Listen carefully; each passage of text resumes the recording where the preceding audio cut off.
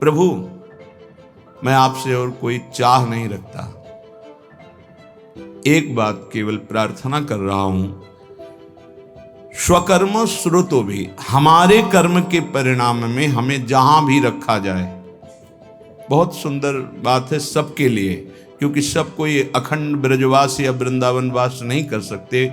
बड़ी बंधनमयी वृत्तियां हैं, कई कर्तव्य कर्म हैं, कई धर्म हैं, कई समस्याएं हैं, और सब कोई ऐसे भाव वाला भी नहीं हो सकता है।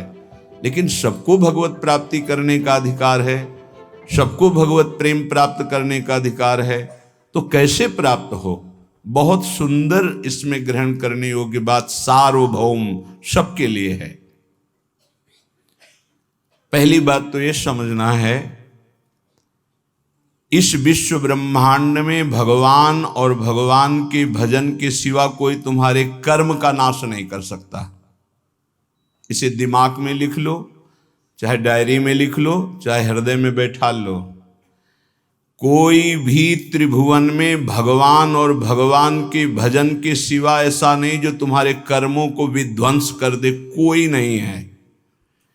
एक बार महर्षि ब्रह्म ऋषि विश्वामित्र जी ने त्रिशंकु जी के कर्म विधान को मिटाने की कोशिश की और कहा, तुम्हें जो वशिष्ठ जी नहीं प्रदान कर सके वो मैं प्रदान करूंगा। और अपने मंत्र बल से, तपोबल से उन्होंने स्वर्ग भेजा। अनाधिकारी का स्वर्ग में प्रवेश नहीं होता है। अगर वो पुण्य बल से अधिकार भी प्राप्त कर लिया है लेकिन ब्रह्म ऋषियों की अनुमति नहीं है तो भी नहीं होगा। वशिष्ठ जी ने नकार दिया था त्रिशंकु को, विश्वामित्र जी ने भेजा, वहां से धक्का लगा के वापस किया गया, वो खोपड़ी केवल उल्टे टंग गए। तो उनका रुको मैं नई सृष्टि प्रकट करता हूं। उन्होंने कुछ नई सृष्टि की रचना शुरू की। जिस तप बल का संग्रह कर रहे थे, मेनका ने आके उस सारे तप बल को चौपट कर दिया। उन्हीं से शकुंतला का प्रादुर्भाव हुआ, जिससे दुष्यंत पुत्र महान बलशाली भारत भाग्य विधाता प्रकट हुए हो। भरत जी उनका नाम, जो बाल्यावस्था में अश्व संचालन विद्या, राज्य विद्या सब ऋषियों से सीख चुके थे, संपूर्ण राज्य विद्याएं, और सिंहों के बालकों के साथ बलपूर्वक युद्ध करते थे। मेनका अप्सरा ने कुछ ही मिनट में उनके मन को अधीन करके सारी शक्ति क्षीण कर दी। आज भी त्रिशंकु उल्टा टंगे हुए हैं शास्त्र विधान के अनुसार। कोई किसी के कर्म को मिटा नहीं सकता, केवल भगवान और भगवान का नाम जप भजन ये बैठा लो। चाहे जहां भाग के चले जाओ, माया के नाटक के सिवा सत्य वस्तु केवल श्री भगवान है। वो खुद अपने श्रीमुख से कह रहे, मामेव ये प्रपद्यन्ते माया में ताम तरन्ते। इसमें किसी का कोई तर्क काम नहीं करेगा। ऐसा सामर्थ्यशाली कोई नहीं हुआ जैसे भगवान वशिष्ठ हुए, कोई सामर्थ्यशाली नहीं हुआ। ऐसा सामर्थ्यशाली कोई नहीं हुआ जैसे सदानंद जी हुए, जो विदेहराज जनक जी की गुरु पदवी पे विराजमान थे। लेकिन भगवान ने लीला करके दिखाई। दशरथ जी का मरण, भगवान का वनवास जाना, सिया जी का हरण, क्या इन महापुरुषों की कुंडली विचारने में कोई कमी रह गई थी? क्या ये सामर्थ्य में किसी भी तरह कम है? क्या ये रचना को बदल नहीं सकते हैं? तो हमारी रचना को कौन बदल देगा जो हमारे भाग्य में लिखा हुआ है? इस शरीर के बनते समय जो भाग्य में लिख गया, जिस अवस्था में जो कष्ट भोगना है वो पक्का है। अगर कोई कम कर सकता और मिटा सकता है तो एकमात्र भगवान नाम और भगवान की शरण, ये आप बिल्कुल स्वीकार कर लीजिए। भटकने की कहीं जरूरत नहीं। किसी भी जंत्र मंत्र तंत्र की ऐसी सामर्थ्य नहीं कि भावी को बदल सके, प्रारब्ध को बदल सके। हां, हरि हैं ऐसे, तुरत विभीषण पाछे मेला, सन्मुख राम सहयो सोई सेला। भगवान सामने आकर करो सदा तिनके रखवारी, जिमि बालक राखे महतारी। इस पे हमारा कोई तर्क नहीं है। वो कर तुम अकर तुम अन्यथा कर तुम है, वो सब कुछ बदल सकते हैं। बस एकमात्र भगवान और उनका भजन। स्वकर्म स्रोतो भी, हरिवंश महाप्रभु कह रहे हैं, हित सजनी स्वरूपा है। यत्र यत्र मम जन्म कर्म भीर, मेरे कर्म के अनुसार जहां जहां मेरा जन्म हो, चाहे वो नरक भेजो चाहे परम पद भेजो, मुझे इसकी प्रार्थना आपसे नहीं है। यत्र यत्र मम जन्म कर्म भी नारके परमे पदे थवा, बस इतनी प्रार्थना है लाडली जू कि जहां जहां मेरा जन्म हो कर्म के अनुसार, या जहां जहां आप मुझे भेजें, तो आप हमारे हृदय में अपनी परिकर सहित रहें। ललिता विशाखादि सहचरियों के साथ प्रिया प्रीतम गलवैया दिए मेरे हृदय रूपी निकुंज में है, जहां चाहो वहां भेज दो। श्रीपाद प्रबोधानंद जी यहां कह रहे, बहुत स्वीकार करने योग्य है, मंगल हो जाएगा।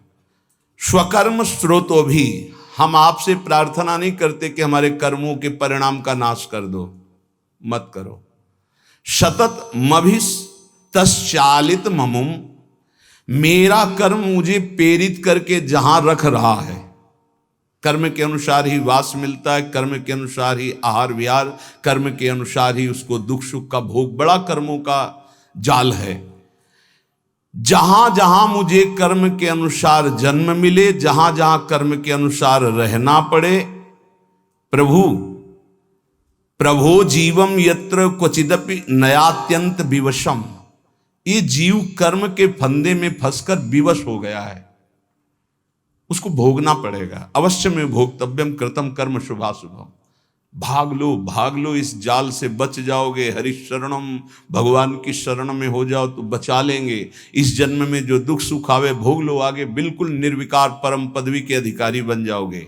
ये क्यों में करके वर्तमान के दुख को मिटाने के लिए आप इधर उधर भटकने की कोशिश मत करें। जहां हो वहीं नाम जप करो, फिर आप चमत्कार देखो। भले थोड़ा दुख आवे सह लो, आगे तुम्हारा बड़ा मंगल हो जाएगा। प्रभो जीवम यत्र क्वचिदपि नयात्यंत विवशम, अत्यंत विवश हो गया है जीव, जब चाहता काम क्रोध लोभ मोह मत, जब जो चाहते हैं उसको ऐसे परास्त कर रहे हैं। नाथ परंत्वेतान वन में भवत भव दुखार्दित हृदो प्याविश्रांतम वृंदावन पद परि वास्तु रसना, क्या मेरी एक प्रार्थना सुनी जाएगी? ध्यान देना, ये बात ध्यान देने की है। जहां मैं रहूं भारी दुख पड़े, मैं आपसे प्रार्थना नहीं करता कि मिटा देना, कर्म के अनुसार मुझे भोगने दो, पर एक कृपा कर दो। मेरी जिह्वा निरंतर वृंदावन में जिनका यश गूंज रहा है, वो राधा राधा राधा वृंदावन वृंदावन वृंदावन ऐसा पुकारती रहे। ए भाई, बड़ी सार की बात है। इसमें क्या है? राधा राधा राधा आप उच्चारण करोगे, फिर आपको कोई दुख परास्त कर सके असंभव। ध्यान रखना, कोई दुख ना आवे, हम ये बात नहीं कह रहे।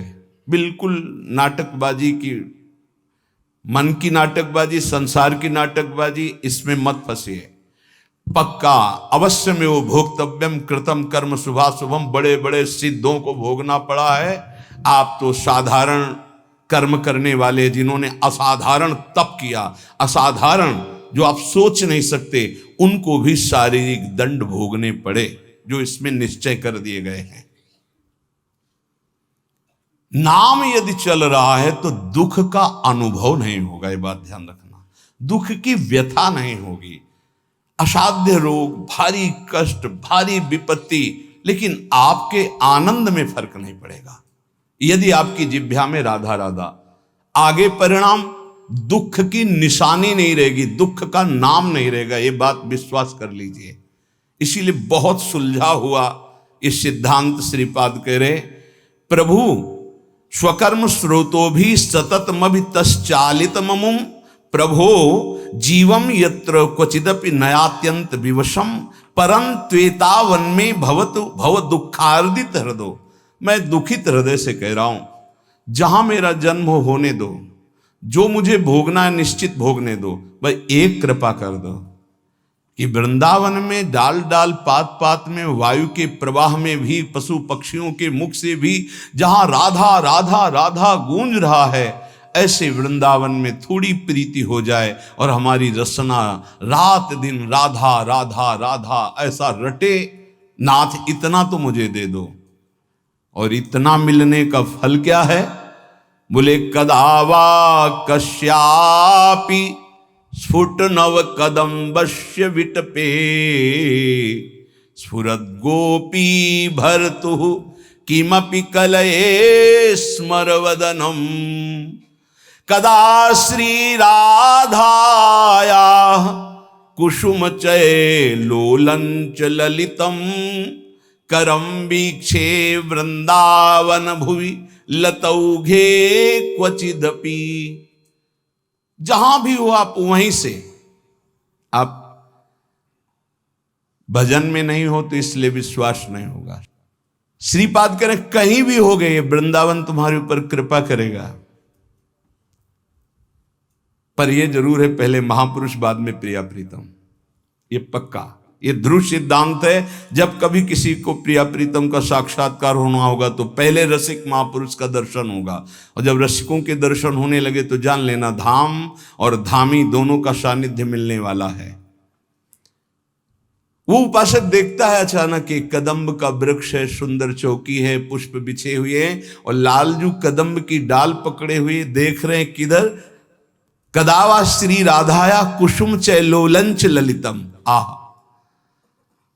नेत्र लोलायमान चंचल हो रहे हैं प्रीतम की तरफ और पुष्प का चयन कर रहे हैं श्री जी। ऐसे दोनों युगल सरकार कदम्ब के वृक्ष पर डाल रखे हुए लाडली जू की तरफ लालजू देख रहे हैं, और लाडली जू सुंदर कुसुमों को, पुष्पों को चयन करती हुई बीच बीच में चकोरी की भांति लालजू की तरफ देख रहे हैं। क्या मैं ऐसा देख पाऊंगा? श्रीपाद कह रहे हैं ये उस राधा नाम जापक को जहां होगा वहीं उसको दर्शन हो। गीता वाटिका कहां है? गोरखपुर में, वहीं से देख रहे हैं भाई जी महाराज, वहीं से राधा बाबा दिव्य लीला देख रहे। भाई जी के प्रसंग में एक आता है कि एक कल्याण पत्रिका अंग्रेजी से छपती थी, कल्याण अंक जैसे निकलते से, तो वो कोई विदेशी पढ़ता था, उसने भाई जी की बताई हुई पद्धति से नाम जप शुरू किया। उसको एक दिन ऑफिस में श्री कृष्ण से बात हुई, वो भागा भागा वहां से गोरखपुर आया, गीता वाटिका भाई जी से मिला और कहा मुझे श्री कृष्ण मिले हैं। भाई जी की तो सिद्ध दृष्टि देखा, हाँ ये तो भगवत साक्षात्कार किए हुए। तो उनका भाई तुम बिना भक्तों के संग के, बिना धाम के ऐसे कैसे तुम विदेश में भगवान का साक्षात्कार? तो उन्होंने बताया हमने आपकी पत्रिका पढ़ी, उसमें नाम की महिमा, और नाम जब प्रारंभ किया तो नाम में सुख मिलने लगा। आपने जैसे जैसे कहा वैसे मैं कर रहा, मुझे श्री कृष्ण मिल गए। भाई जी ध्यानस्थ बैठे, क्या क्या तुमने देखा? वो बोलते जा रहे, भाई जी सही का निशान लगा, हाँ ठीक, हाँ ठीक। विचार कीजिए, वो दूर देश में बैठे हुए बात संत की मान रहे तो भगवत साक्षात्कार हो रहा है। श्रीपाद कह रहे हैं तुम जहां भी हो, यदि राधा राधा राधा, तो इस कोटि का महाप्रेम में भगवत साक्षात्कार। इदम में किम भावी द्रुत कनक गौरच्छ विहरीन मणिश्यामो धामो द्वयमिहि मिथो शार्पित भुजम निरीक्षे तत्स्मेरम मम बहुविध प्रेम विस्तृतम सुखम पच्चाच्छाया द्वयमथ पुरो मूर्छित यतिमाम। हाय मेरा सौभाग्य कब ऐसा होगा कि 7 कुंभ तन गोरी श्री प्रियाजू गौर कांति श्रीअंग से प्रकट हो रही, नवीन जलधर इंद्र नीलमणि की सी कांति, मणिश्यामम धाम, और दोनों युगल सरकार परस्पर मिथो शार्पित भुजम, गलवहियां दिए हुए, निरीक्षेतत स्मर मम, वो मेरी तरफ देख रहे प्रिया प्रीतम, आह, और मंद मुस्कुरा दिए मेरी तरफ देखकर, तो मैं वहीं गिर करके मूर्छित हो गया। हाय कब पुनः ऐसा मुझे दर्शन प्राप्त होगा? ये नाम जापक को प्राप्त होता है। उपासक एक बात केवल समझ ले, यदि सब साधना हो रही हो, नाम जप निरंतर का अभ्यास नहीं है, तो इतना मलिन स्वभाव कलियुग पैदा कर देता है कि कोई भी साधना हृदय को पूर्ण रूप से सुरक्षित नहीं रख पाती। ये बात आप गांठ बांध लीजिए। ये बड़े अनुभव की बात, बड़े महापुरुषों की मिली हुई बात कह रहे हैं। और यदि नाम चल रहा है तो भारी से भारी प्रलोभन या दुख, दोनों बातें ध्यान कर लीजिए। भारी से भारी प्रलोभन और भारी से भारी दुख तुम्हें विचलित नहीं कर पाएगा। इस संसार में संघर्ष करके जीना है, कायरों की तरह नहीं मरना है। आप बात समझो, दुख से भागना नहीं, कहां भाग के जाओगे। सुख में इतना घमंड नहीं करना है, क्या घमंड करोगे नाशवान पदार्थों का। सुख का चाहे जितना प्रलोभन आ जाए, नाम नहीं छोड़ना, और दुख का चाहे जितना भयावह स्वरूप आ जाए, नाम नहीं छोड़ना। फिर आप देख लेना, सुख और दुख तुम्हें आकर्षित नहीं कर सकते, वो स्वयं नष्ट हो जाएंगे। तुम परमानंद में निमग्न रहोगे। इसमें बहुत बड़े महाभागवत का उदाहरण श्री ठाकुर हरिदास जी महाराज। इसी होली की पूर्णिमा को जो प्रतिपदा आती है, प्रेमावतार महाप्रभु श्री कृष्ण चैतन्य देव जी इस धराधाम पर प्रकट होकर के भगवान नाम रूपी अद्भुत सुख की वर्षा की, उन्हीं के पार्षद हैं ठाकुर भक्त हरिदास जी, जिसकी जिह्वा पे नाम है ए जगत पावन करने वाला। श्री कपिल भगवान से माता देहूती जी के अहो बत्स्वपचतो गरीयान यज्जिह्वाग्रे वर्तते नाम तुभ्यम ते पुस्तपस्ते जुहुः शश्नुरार्या ब्रह्मानुचूर्णाम गृणन्ति एते। यदि वो चांडाल कुल में भी जन्मा हो, राधा राधा कृष्ण कृष्ण कृष्ण, तो कह रहे हैं कि उसने सारी तपस्या कर ली। तेपुस तपस्ते जुहुः शश्नुरार्या, उसने सारी तपस्या कर ली, उसने स्वर सहित वेदों के पाठ का फल प्राप्त कर लिया, उसने समस्त यज्ञ कर लिया, उसने सारे तीर्थ अवगाहन कर लिए, जिसकी जिह्वा पे नाम चल रहा है राधा राधा राधा। अहो बत्स्वपचतो गरीयान, वो चाहे चांडाल क्यों न हो। भगवान की पूर्ण कृपा का कैसे हम परीक्षण करें कि हमारे ऊपर कृपा है। सेवक जी महाराज कह रहे हैं, हरिवंश कृपा हरिवंश कहें, हरिवंश कहें हरिवंश लाहें, हरिवंश सुलाभो सदा तिनके, सुख संपत्ति दंपति जूजिन के। हरिवंश की कृपा क्या है कि निरंतर नाम चल रहा है। उसका फल क्या है? बोले वो मिलेंगे जिनका नाम तुम जप कर रहे हो, और परम लाभ प्रतिपल होता चला जाएगा। ये कृपा का फल है। हरि की कृपा का कहां उदय हो जाए कुछ नहीं कहा जा सकता, और जहां कृपा उत्पन्न हो जाती वहां सर्वाश्चर्य प्रकट हो जाता है। जिनके भ्रूभंग मात्र से त्रिगुणमयी माया ने अनंत ब्रह्मांडों का सृजन कर दिया, उस अखिल कोटि ब्रह्मांड नायक भगवान को अधीन करने की सामर्थ्य जिसमें है, वो है नाम। नाम ध्यान से सुन लीजिए। बड़ा प्रपंच फैला हुआ है जो नाम को नहीं पकड़ने दे रहा। मेरी बात, मेरी प्रार्थना मान लीजिए, अगर जीवन को इस लोक और परलोक में मंगलमय बनाना है तो नाम पकड़ लीजिए। बड़े बड़े सिद्धों की बात कह रहे हैं। ये बेचारी जबान क्या महिमा वर्णन कर सके नाम की। एक जीव भगवान अनंत शेष जी के 2000 जिह्वा दिव्य हैं, वो भगवान हैं, और निरंतर भगवान की महिमा गान करते, पार नहीं पाते। चारों वेद भगवान की महिमा करके नेति नेति कह दिए। उन भगवान की महिमा कोई बेचारी पार्थिव जीव क्या वर्णन करे। हरि नाम जिसकी जिह्वा पे आ गया, हरि की अपार कृपा हो गई।